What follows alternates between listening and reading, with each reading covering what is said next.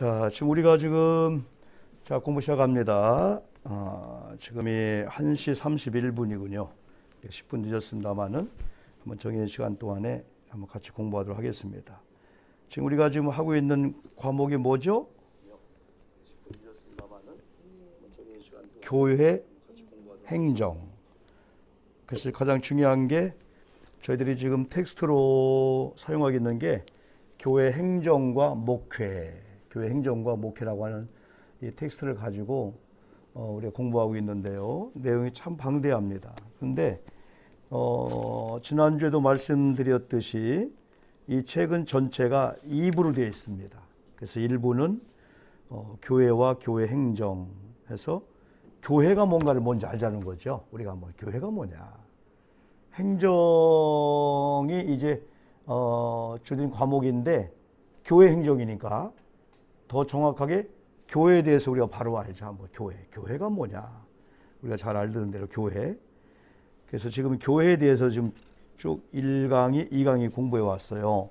그래서 먼저는 우리가 이게 텍스트 전체가 교회 행정과 목회라고 하는 책 전체의 제목인데 목차를 보면은 7페이지 1부가 교회와 교회 행정, 또 2부가 교회 행정의 실제. 이제 2부에 가면은 진짜 그 행정에 대한 그 이야기가 나와요. 그래서 딱딱하고 행정하면 힘든 거지만은 우리가 이거 공부를 잘해서 좋은 실력가가 되려고 하는 거 아니고 실제 우리가 다니는 교회, 우리가 사역을 하고 있다면 내가 사역하는 현장에 이런 조직이, 이런 관리가, 이런 행정이 필요했구나. 그런데 우리가 지금 다 하고 있는 거예요. 지금 행정을 다, 신학교도 행정관리 다 있잖아요. 행정실에서 행정관리, 인사관리, 문서관리, 조직, 행정, 이건 교회학교, 아동부 다 필요한데 우리가 한 과를 공부하다 보면은 그게 이렇게 보여져요.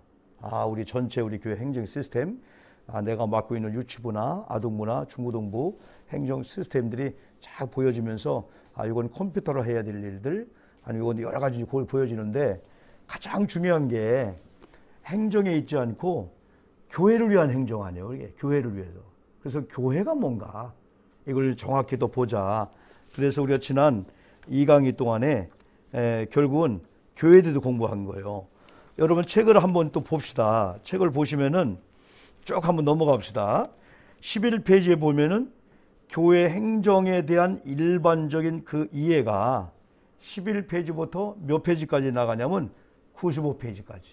지난주까지 많은 분량이지만은 95페이지까지 쭉 우리가 읽어보았어요. 그럼 쭉 한 장 넘겨보면은 15페이지에 보면은 교회 행정의 그 전제에 있어서 교회 다음 도표는 교회 목회 그리고 그것들이 놓여 있는 상황의 상호 관계성을 보여준다 했을 때 교회와 목회와 상황, 삼각형의 그림만 잘 이해해도 목회가 무엇이고 교회가 무엇이고 상황이 뭐냐. 가장 중요한 게 교회가 뭐냐. 그럼 목회는 무엇이냐. 상황이는 뭐냐. 이걸 우리가 계속 공부해 왔죠. 또 한 페이지 넘겨보면은 먼저 그러면 교회가 그러면 뭐냐. 그럼 교회도 삼각형 그림이 있는데 가장 중요한 게 하나님의 백성. 두 번째가 그리스도의 몸. 세 번째가 구속적 사랑의 친교 공동체다. 그러면 교회에 대해 쭉 설명을 하면서 우리가 쭉 뒤로 한번 넘어가 보는 거예요. 어디로 넘어가냐면 26페이지로. 그러면 교회에는 세 차원이 있다. 교회 어디 보면은 교회 기능이라고 볼 수 있어요. 그래 교회 얘기하면은 5가지 뭐 기능을 얘기하기도 하고 혹은 3가지 기능을 줄여서 얘기하는데 여기 세 기능의 교회 차원을 얘기하면 가장 중요한 교회는 뭐가 있다? 예배. 두 번째 교회는 친교. 세 번째는 봉사. 그 친교에 대해서는 이제 28페이지에 이렇게 쭉 설명해 주고 있고 예배는 지금 26페이지부터 27, 8페이지까지 있죠. 그리고 세 번째 봉사에 대해서는 이제 29페이지부터 이렇게 나오죠. 보통 우리가 그 예배할 때 예배를 워십이라고 하죠. 워십. 또 친교할 때 교회에서 가장 많이 쓰는 친교가 코이노니아 혹은 펠로십 하고, 봉사는 서비스 하면서 헬라어로는 디아코니아 뒤에 또 나올 거예요. 자, 그러면 쭉 한번 뒤로 넘겨봅니다. 32페이지에 가면은 교회의 그 기능을 얘기할 때 대개가 전통적인 교회 기능을 네 가지로 구분합니다. 첫째가 뭐라겠죠? 케리그마.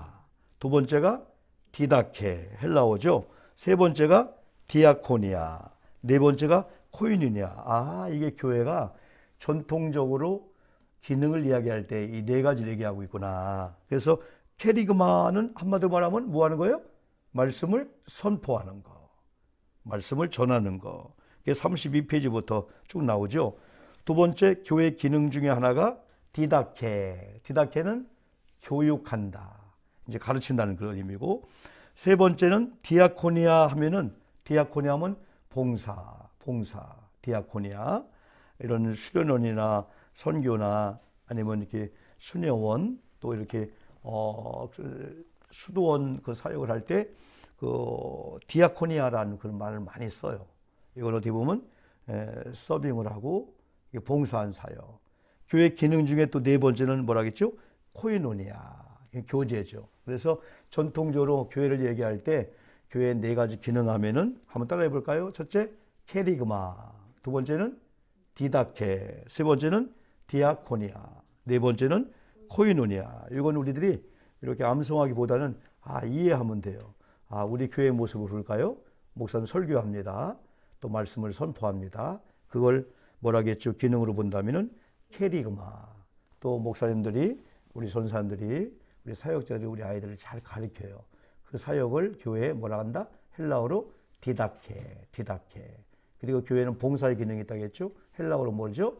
디아코니아. 또 교회는 친교 공동체에서 헬라어로는 이제 코이노니아. 그 설명을 쭉 여러 번 했지요. 그러면서 어디로 가냐 하면은 쭉 넘겨보면은 38페이지에 가면은, 그러면 아까 세 가지겠죠? 우리가요. 목회가, 두 번째가 이제 목회가 뭐냐. 목회에 대해서 쭉 우리가 공부했습니다. 한번 넘겨보고 몇 페이지로 가보시냐. 46페이지에 가보면은, 46페이지, 여러 신학자들이 목회에 대해서 이해하고 정의를 내렸는데, 그 레이라고 하는 신학자 이야기를 많이 해요. 그래서 레이라는 신학자는 기독교 목회의 토대에 대해서 다음 네 가지를 설명했다 했대. 첫 번째는 기독교의 참 목회는 항상 성령의 활동성과 성서의 가르침을 포함해야 한다. 그래서 기독교 목회는 구원과 영적 성장의 목표인데, 47페이지 맨 위에 보면은 도표에 그 구원과 영적 성장, 오른쪽에, 왼쪽으로는 성서와 성령을 중심으로 해서 그 구원과 영적 성장을 이렇게 도표를 그려서 설명했죠. 그래서 레이란 신학자가 목표를 이해할 때 두 번째는 성령의 가르침과 성령의 역사를 통하여 추구하는 기본의 목표는 뭐라겠죠? 영혼 구원과 기독교인의 완전한 성숙이다. 그래서 우리가 바울도 디모데전서 2장 4절이죠. 하나님의 소원이 뭐냐 하면은 모든 사람이 구원받는 거. 그리고 구원받아 교회 돌아왔으면은 잘 양육해서 재생산하게 해야 되죠. 그래서 모든 사람이 구원받는 것이 하나님의 소원이며, 두 번째는 그들이 진리 가운데 이르는 거. 그래서 우리가 에클레시아라고 하는 것은 세상이라는 공동체에서 밖으로 불러내서 믿음의 공동체, 구원 공동체를 만들었죠. 그런 다음에 교회를 설명할 때 헬라어로 이제는 디아스포라. 우리가 구원받아 구원의 공동체를 이뤘다면 우리끼리 머물면서 교육을 통해서, 친교를 통해서, 아까 네 가지 교회 전통적 그 기능 안에 들어오는 거예요. 교회 전통적인 네 가지의 기능이 뭐라겠죠? 케리그마, 선포한다는 의미가 있죠. 두 번째는 디다케, 교육이잖아요. 세 번째는 뭐라겠죠? 디아코니아, 봉사. 네 번째는 코이노니아. 그래서 그들이 구원받아 교회 공동체에 들어오면은 잘 네 가지, 아까 그걸 통해서, 설교를 통해서 혹은 교육을 통해서, 봉사와 친교를 통해서 전 크리스찬이 되면서 진리이신 예수 안에 머무는 그런 성숙한 훈련된 크리스찬이 된 다음에 디아스포라, 흩어지는 거예요.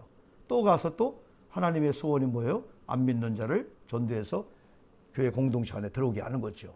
구원 영접하고. 그런 다음에 또 아까처럼 4가지 기능 중요하죠. 첫째가 케리그마, 설교를 잘 듣고 설교를 통해서 은혜 받습니다.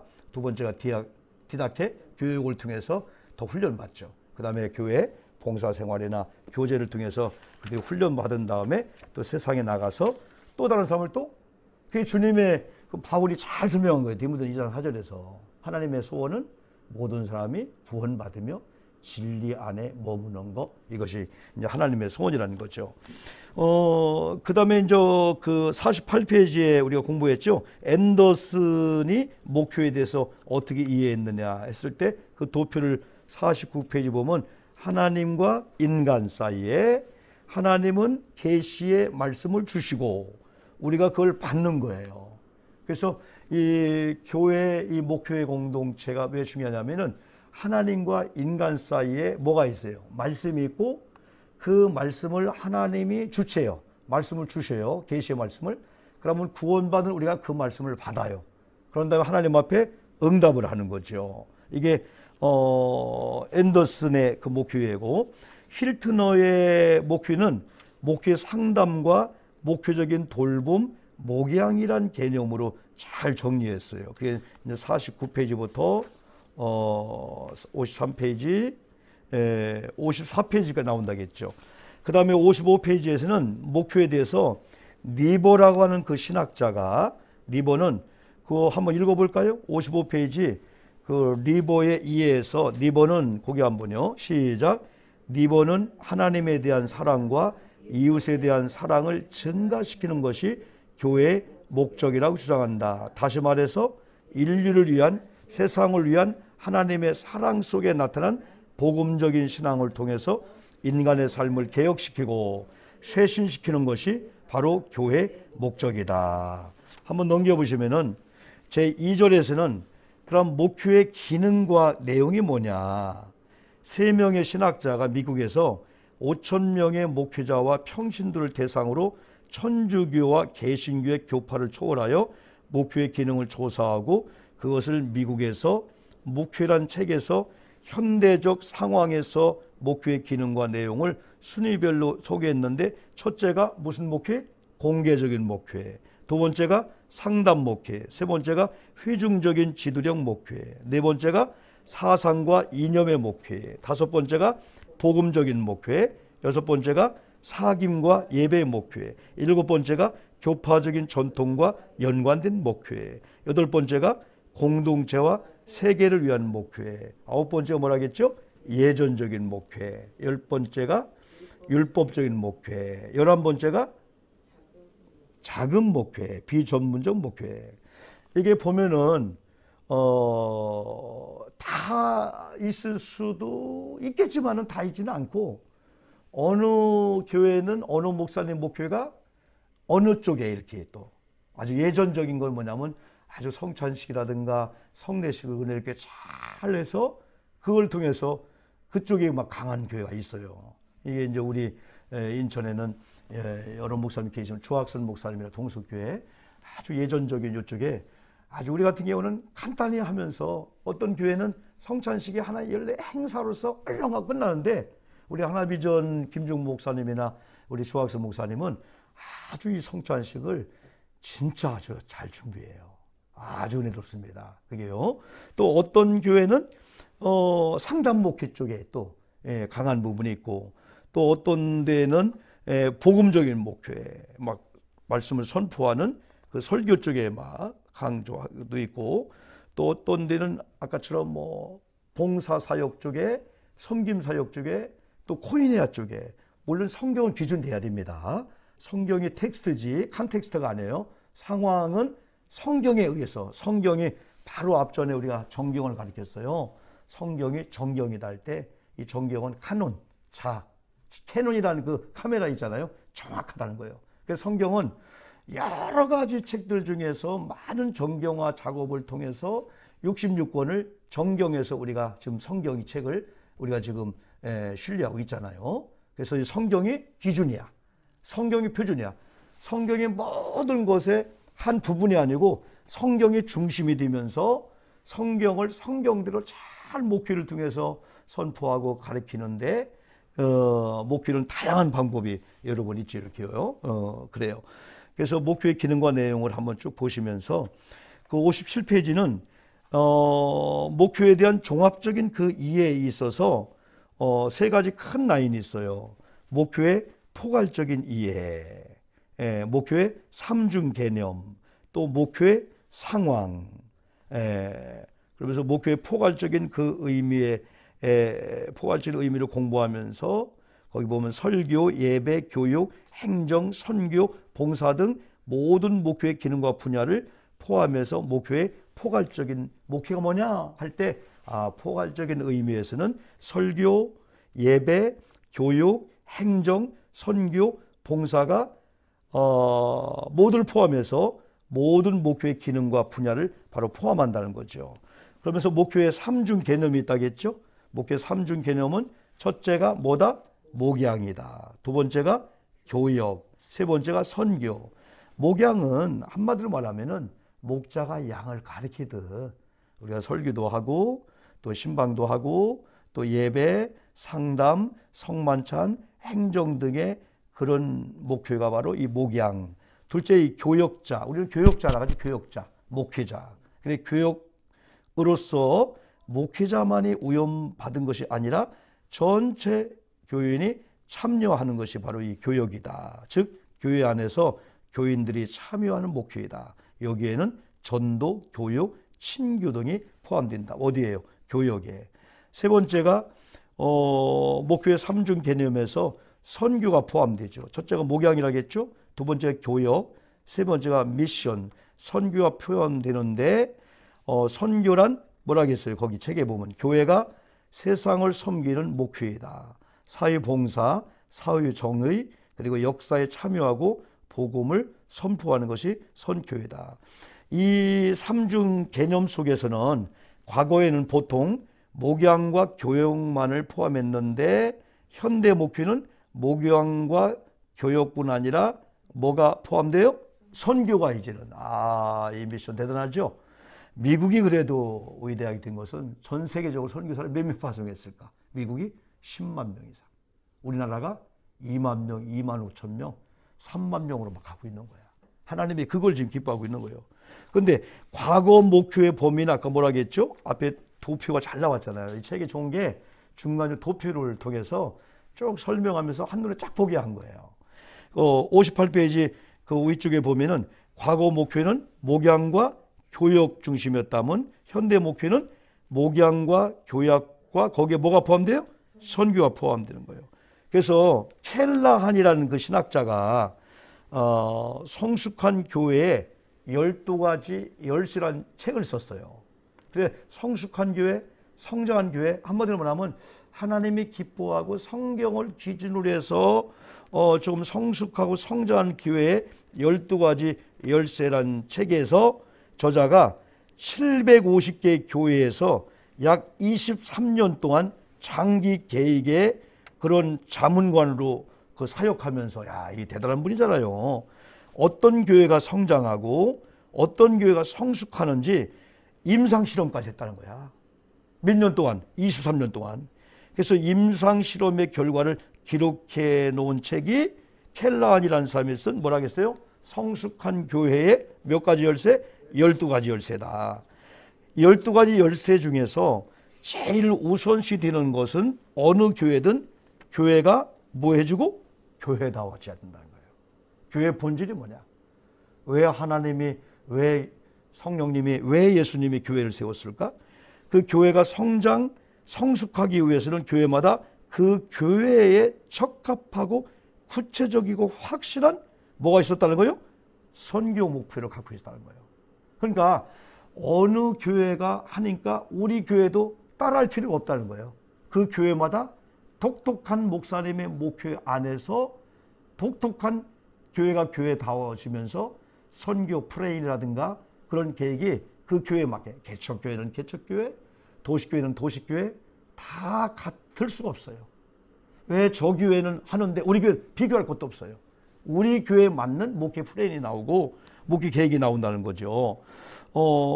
그러면서 린그렌과 거기 쇼처크는 교육관리론에서 사람들은 수많은 작은 일들에 몰두해 있기 때문에 왜 교회가 실제로 존재하며 무엇을 실제로 시행하려는지에 관한 더 큰 전체적인 질문에 초점을 맞출 수 없다는 거예요. 이렇게 말했어요. 누가요? 그 링그렌과 그 쇼처크가 교육관리론이라는 그 책에서 그랬어요. 왜냐하면 교회 존재 이유는 교회가 존재한 이유가 뭘까, 여러분? 교회. 한마디로 말하면 교회가 왜 존재하지? 영혼 구원이요. 미션이요. 그래, 국내 선교, 해외 선교, 전도 중요하죠. 그러면 교회가 존재하는 이유가 그렇다면은 교회가 존재하는 목적이 뭐예요? 왜 이 땅에 교회 존재하지? 그 이유를 잘 실행함으로 하나님의 영광을 돌려드리는 게 목적이야. 왜 설교합니까? 왜 오늘 수련회가 해야 됩니까? 왜 성경 학교를 해야 됩니까? 하면서 막 때는 우리가 의견 다툼 있잖아. 그러나 가만히 보니까 이유가 선교구나, 전도구나, 영혼구원이구나. 오늘 상처받는 일이네. 내가 뭔가 주장에다가도 하나님 영광이 가리네? 그럼 그걸 절제할 수가 있는 거지. 그러나 어느 날인가 교회 존재 이유와 교회 존재하는 목적을 자꾸 한 손에 잡고 있어야 놓치니까 사역에 빠지다 보니까 막 싸우기도 하고 막 의견 주장하다가 막 하네 안 하네 막 그렇게 할 수가 있는데 가만히 보니까 집사님 주장도 선생님 주장도 다 옳은데 진짜 중요한 건 교회 존재 이유가 선교와 미션인데 그리고 존재 목적이 하나님 영광인데 이거 가리겠네? 그럼 주장을 우리가 절제할 수가 있잖아요. 본질을 항상 놓지 말자는 거예요. 교회 존재 이유가 선교이기 때문에 자체 유지를 위한 프로그램이나 헌금만으로는 부족하다고 주장한다. 교회가 이 땅에 궁극적인 목적 자체는 아니다. 교회가 이 땅, 건물의 목적은 아니에요. 그죠? 교회는 선교적 사명 때문에 이 땅에 존재한다. 그러면서 이제 우리가 상황을 또 설명했잖아요. 지금 우리가요. 이걸 공부하면서 항상 우리가 처음에 잡고 있는 그걸 놓쳐서는 절대 우리가 안 돼요. 우리가 뭘 공부하고 있나 지금 우리가 이 교재를 쭉 여러분들의 앞뒤 페이지를 보시면서 전체의 윤곽을 딱 잡고 그걸 놓치면 안 됩니다. 지금 우리가 뭘 공부하고 있는 거예요? 교회 세 차원에서 예배, 친교, 봉사가 있다고 여러분 그랬죠? 예배, 친교, 봉사에 대해서 쭉 설명했고 그 다음에 교회 기능의 전통적인 네 가지는 케르그마, 디다케, 디아코니아, 코인이가 있다고 했죠. 두 번째 우리가 이제 크게 목회가 뭔가를 여러분 공부했잖아요. 목회. 그 다음에가 이제 세 번째가 상황이야, 상황. 상황에 대해서 59페이지에 지난주 공부했죠.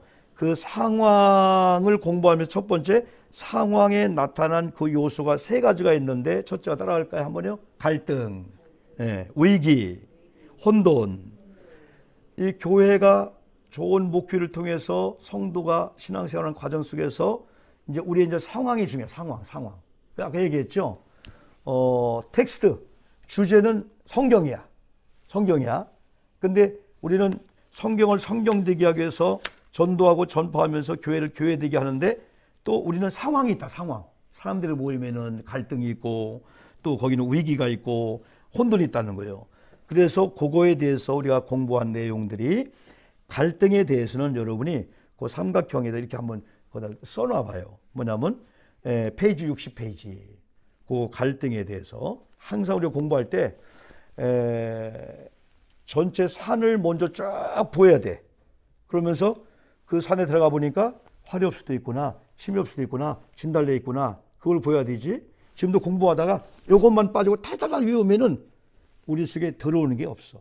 지금 우리가 교수님과 무엇을 공부하고 있는 거지? 목회란 차원, 또 상황이란 차원. 하는데 상황에는 첫 번째 요소가 있는데 갈등과 위기와 혼돈이 있다. 그런데 그 갈등에 대해서는 60페이지부터 보면은 또 세 가지로 나눠. 계층과 분열과 또 거기 차별. 차별. 60페이지 한번 이렇게 쭉 볼까요? 한번요? 60페이지 보면은 도표에 계층과 분열과 뭐가 있다고요? 성차별이 있다. 성차별. 이게 갈등의 그 요소예요.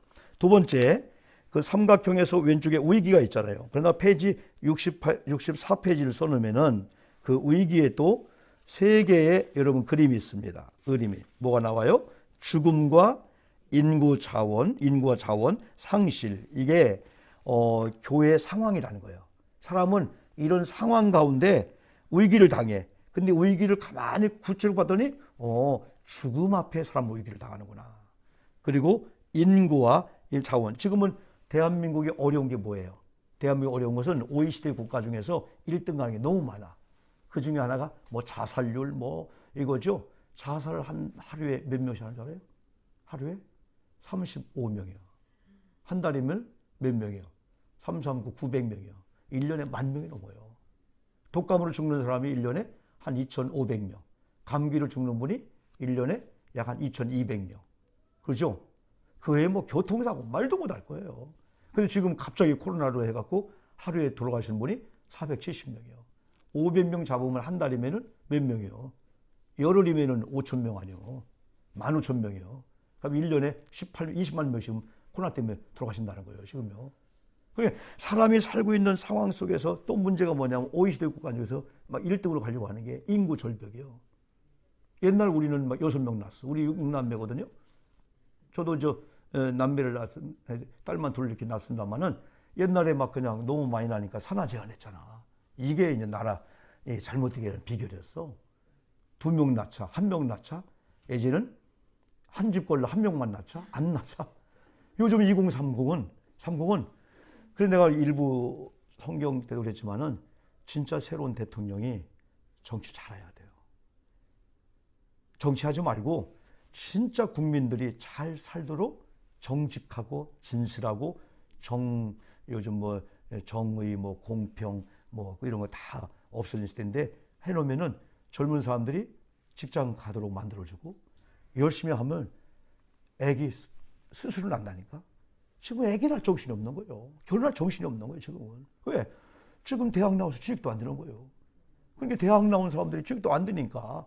여러 가지를 통해 우리가 정부가 전체 국가기관이 다 개입 안 해도 기업이 돌아가게 하고 교회는 교회대로 막 돌아가도록 만들어 놓아야 되는데 정부가 그걸 관여하면은 이런 막 코로나 이걸 통해서 정치 방역이 들어가면 이거 안 되잖아. 그래서 청와대나 우리 대통령은 정치하지 말라는 거예요. 어떻게 하면 국민이 진짜 잘 살도록 진실하고 정직하게 만들어 놓으면 법치 국가 안에서 내가 빽이 없어. 빽이 없어도 어떤 문제가 있으면은 경찰 앞에, 검사 앞에, 변호사 앞에서 진실한 거 하면은 이기고 지어야 되는데 빽이 없으면 가해자가 될 수가 있고 그건 안 되거든요. 그래서 정직한 나라가 되면은 가난한 사람도 못 배운 사람도 떳떳하게 살 수 있는 그런 시대가 와요. 그런 시대가. 그래서 우리가 지금 인구 절벽 또 이런 자원 고갈 또 상실이 이제 위기죠. 이제 그것을 여러분 쭉 공부 한번 해보시고 그 상황에 그 혼돈이라는 과정이 있죠. 혼돈이라는 과정에는 페이지 69페이지에 이렇게 써놓으면은 여러분이 그걸 보면은 이 분야가 거기 있구나. 거기도 세 차원이 있어요. 혼돈에는 첫째가 무슨 혼돈이 올까요? 가치관 혼돈. 두 번째가 도덕적인 그 혼돈이 오고 세 번째가 오염이라는 그 단계가 이제 69페이지에 쭉 나와요. 그래서 이 책을 보면서 행정이 무지 딱딱한데 행정의 실제를 우리가 2장에서 공부하기 전에 제가 자꾸 1장을 강조하는 것은 기초가 무너지면 안 돼. 교회관이 무너지면 안 된다는 거죠. 왜 목사님 목표를 할까? 교회가 뭘까? 교회 기능이 뭘까? 목표는 어떻게 하는 게 목표일까? 그걸 쭉 먼저 아는 게 여러분 중요하죠. 그러면서 우리가 이제 73페이지에 가면은 이게 지금 73페이지에 21세기 사회의 변화 요소들 그리 나왔잖아요. 이건 페이지 57페이지에서 제3절 종합적인 이해의 1번이 목표의 포괄적인 그 의미, 2번이 목표의 삼중 개념, 또 상황을 공부하고 있는 거야. 지금 우리가 전체 그림을 한번 기억하면 이걸 보여야 되는 거예요. 그러면서 21세기 사회의 변화 요소들 중에서 21세기 그 변화에 그 슈바르츠라는 그 학자가 이런 책을 썼어요. 격변의 시대에 다가올 7가지 불가피한 요인들에서 향후 25년간에 걸쳐 닥쳐오게 될 불가피한 그 요인을 다음 7가지로 언급했다. 첫째가 뭐라겠죠? 사람들의 평균 수명이 지금에 비해 크게 연장될 거다. 맞죠? 지금 되고 있죠. 두 번째가 뭐예요? 인구 이동 패턴이 변화함으로써 사회 혼란의 요인이 될 거다. 지금 마찬가지예요. 우리가 지금 다문화식으로 얼마나 그 타문화권에서 우리나라에 와 있어요. 그걸 잘 우리가 대처해야 된다는 거죠. 그 세 번째가 어떤 거라 했죠? 76페이지 보니까 글로벌 경제가 장기적 성장 국면으로 돌입할 거다. 네 번째가 개발 국가들이 세계의 블록으로 재편될 거다. 자, 그 78페이지 보면은 미래 지정학은 이들 세 개의 블록이 상호 간에 어떤 관계를 맺어 가는가에 따라 결정된다. 그 세 개의 블록이 뭐라겠어요?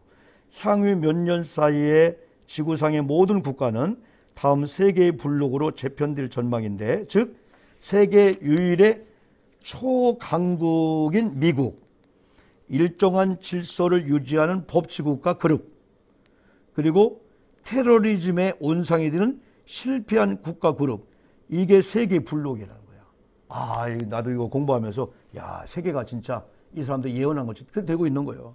지금 미국이 어쨌든 전 세계 강대국으로서 지금도 우크라이나 미국의 대통령이 지금 폴란드에 방문했잖아요. 그런 가운데 북한에서 ICBM을 쏘서 난리가 지금 났잖아요. 그건 지금 제재를 앞으로 받을 건데, 그래도 소련이 러시아가 이런 가운데에서도 또 중국이 막 개입하려고 하고 그 옆에 있는 벨라루스인가 이거 막 개입하려고 하는 그런 가운데 누구 눈치 봐? 미국의 눈치를 보는 거예요. 그래 미국이 전체 지금 여기는 나토나 이런 가입이 유엔 가입이 안 됐죠. 안 됐기 때문에 지금 뭐 지상군들 막 이런 투입 못 되는 것 같아 내가 볼 때는. 그러나 이제 다른 걸 제재하잖아요. 다른 걸 막 원자재라든가 제재해서 지금 러시아가 엄청 어려움을 당할 수밖에 없어요. 막 나라가 막 부도 직전까지 간다는 거예요. 막 이렇게. 예, 미국이 바로 그런 나라예요. 그럼 우리나라는 감사한 것은 한미 동맹이 되어 있잖아요. 무슨 일이 있으면 한미 연합이 같이 여러분 방어할 수 있는 체제가 되어 있어요. 이게요. 그래서 우리는 교회도 국가도 우리들도 세상적인 어떤 거 영적인 사람, 영적인 뭔가 막강한 힘 있는 거 보여줄 때, 야 예배, 기도로, 말씀으로, 성령으로 충만하구나 할 때 마귀가 왔다가 도망가는 거지. 예? 그냥 우리가 에이, 은혜로운 거야. 마귀가 다 그냥 공격해 들어오는 거예요. 그래서 제가 좋아하는 게 신명기 6장 말씀하고 신명기 28장이거든요. 이건 구원받은 자에게 주는 축복의 대헌작이야. 신명기 6장은 말씀을 먹으라는 거예요. 말씀을 들으라는 거예요. 그리고 신명기 28장은 하나님 말씀에 순종을 하는 거예요.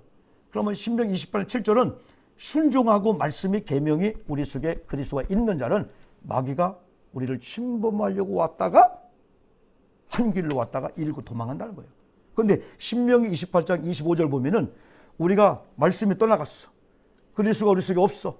아 옛날 기도했는데 왕년에 그걸 믿고 아 악한 것들 내가 공격 좀 해볼까? 갔다가 우리가 일곱에 도망온다는 거예요. 그러니까 우리가 영적으로도 마찬가지고 나라도 교회도 강한 어떠한 실력이 있어야 한다는 거예요. 그래야 세상이 함부로 못한다는 거죠.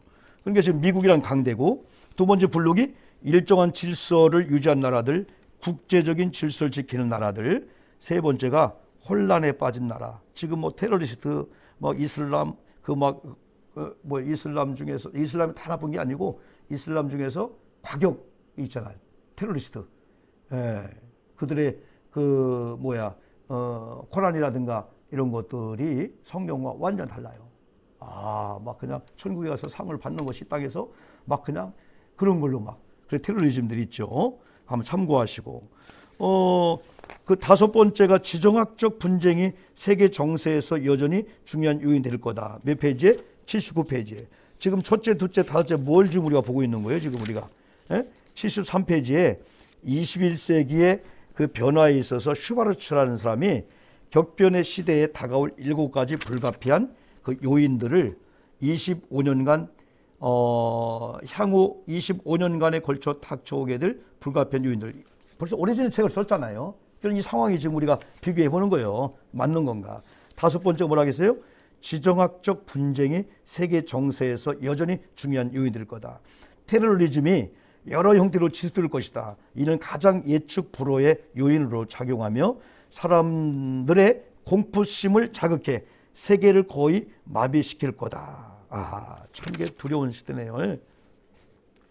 80페이지 맨 위에 보면은 이슬람교의 극단적 형태가 생겨날 것이다. 한번 여러분 쭉 한번 읽어보면 좋겠어요. 시간을. 그러면 여섯 번째가 81페이지 하단에 나오지요.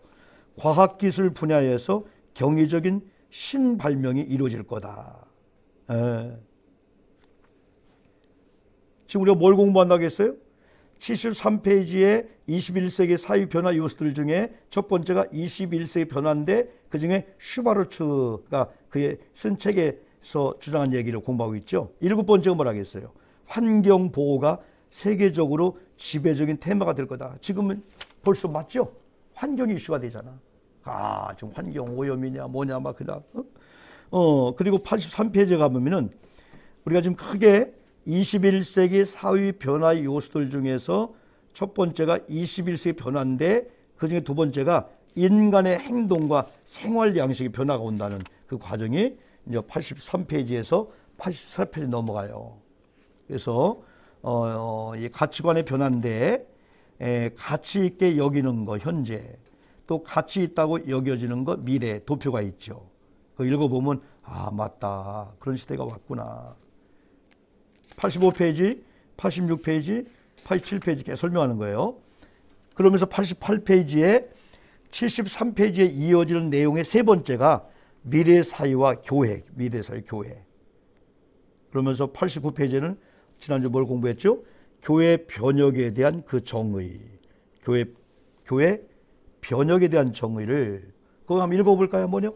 89페이지 맨 위에 한번 교회 변혁에 대한 시작. 네, 맞아요. 89페이지 맨 위에. 다시 89페이지 맨 위에. 시작.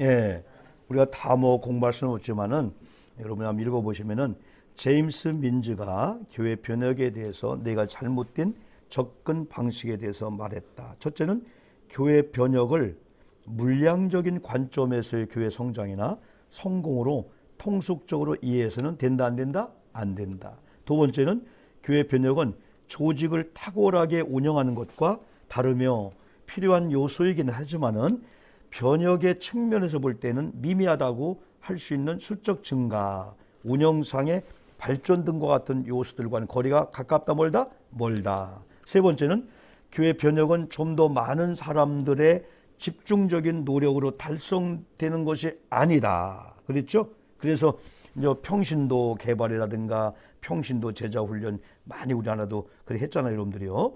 네 번째가 교회 변혁은 교회 프로그램을 첨가하거나 없애는 것과는 무관하다. 그렇다면은 진정한 교회 변혁이 무엇일까요? 이 책에서 저자는 본인이 얘기한 게 아니죠. 학자들 얘기한 거죠.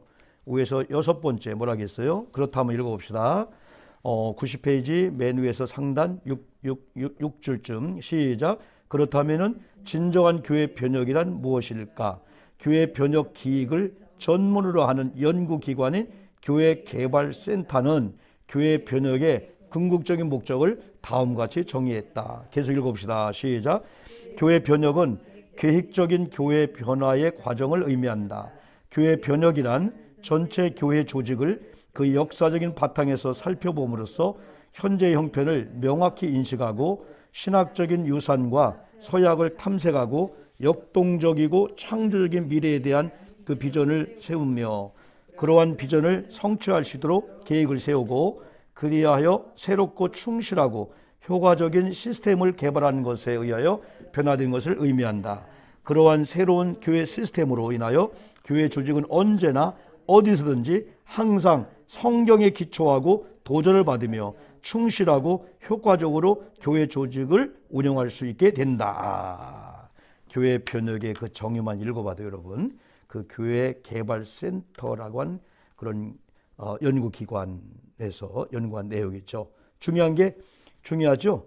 교회 조직은 언제나 어디서든지 항상 뭘 기초로 한다?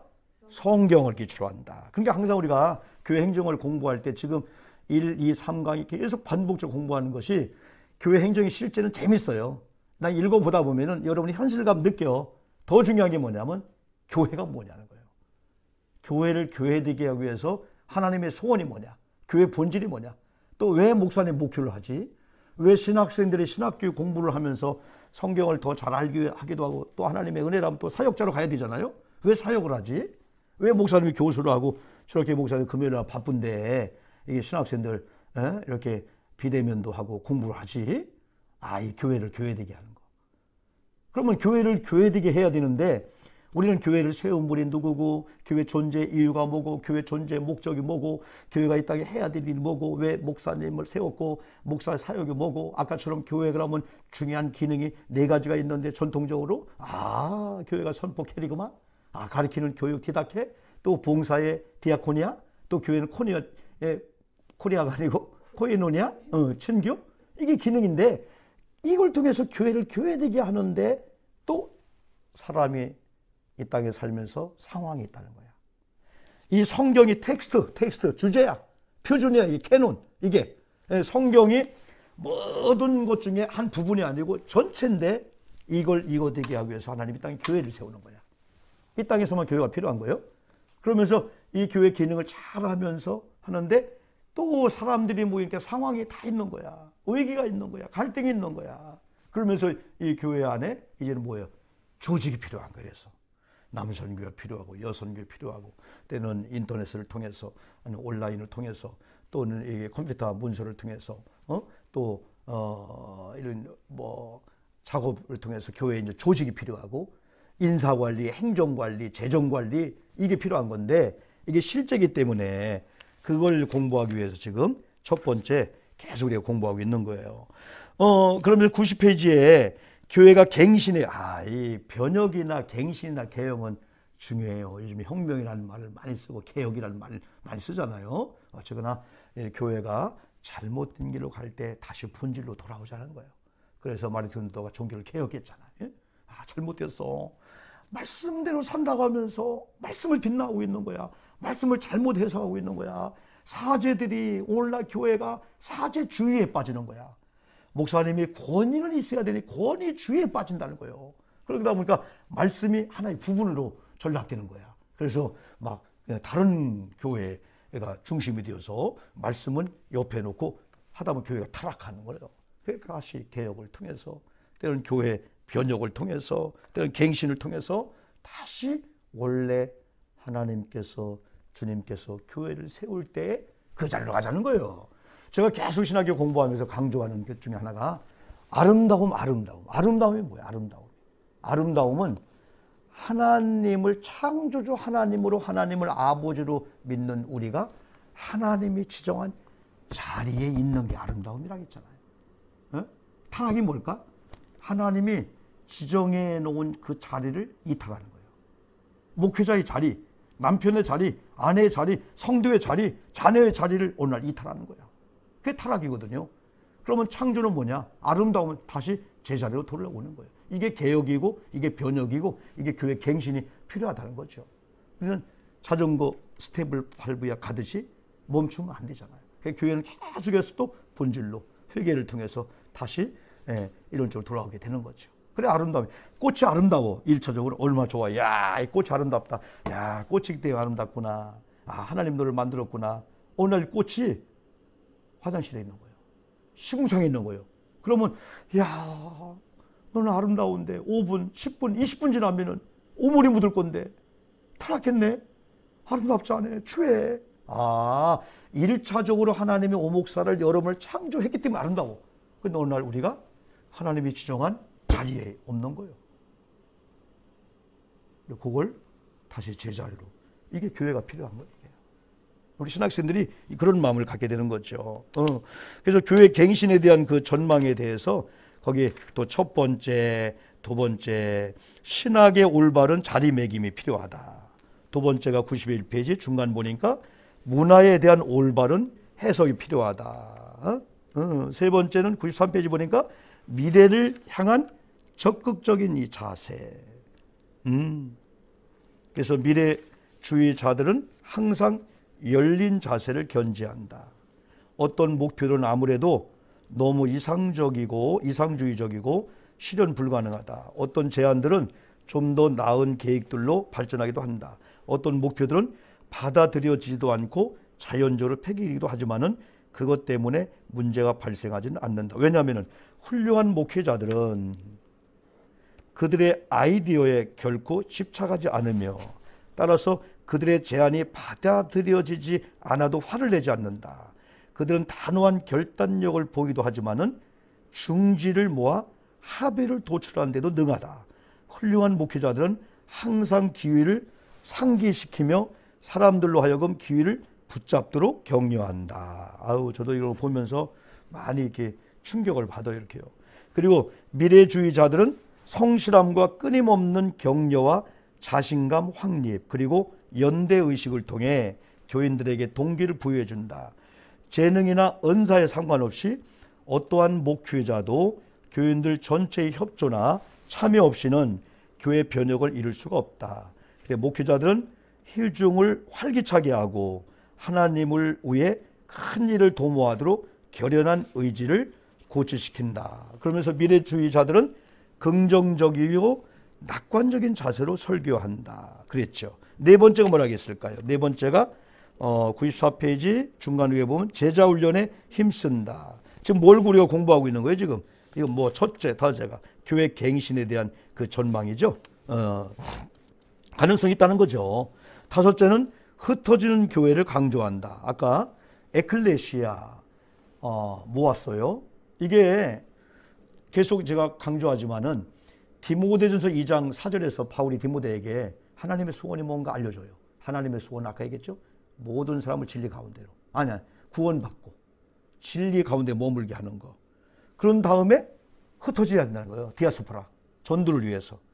교회가 분파가 있어 흩어진 게 아니고 주일날 다 은혜 받았으면 흩어져. 가정을 직접 사업장 가는 거예요. 왜? 가서 삶으로 말씀대로 살려고. 그래서 전도하기도 하고. 그죠? 교회 변화를 바라보는 목회자들은 교회 집중을 버리고 제자들을 통해 교회 분산을 강조한다. 교회 분산보다 교회 집중에 역점을 두고 있는 교회와 목회자들은 완고한 자세를 견지하기 때문에 지역사회나 교회의 큰 변화를 일구지 못한다.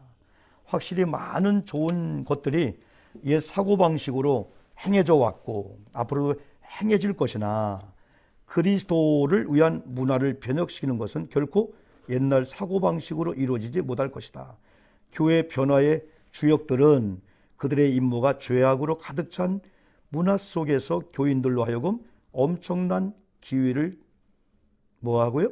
기회들을 대비하게 하고 더 이상 위협이나 침입으로 여겨지지 않는 교회 연합사역을 비롯한 선교단체들의 사역의 교인들을 자유로이 참여케 하는 것이라는 것을 알고 있다. 교회는 성도들을 사역에 대비해 준비시키고 공적 예배와 제자훈련에 중심적인 노력을 기울여야 한다. 이게 미래 전망 학자들이 얘기하는 거죠.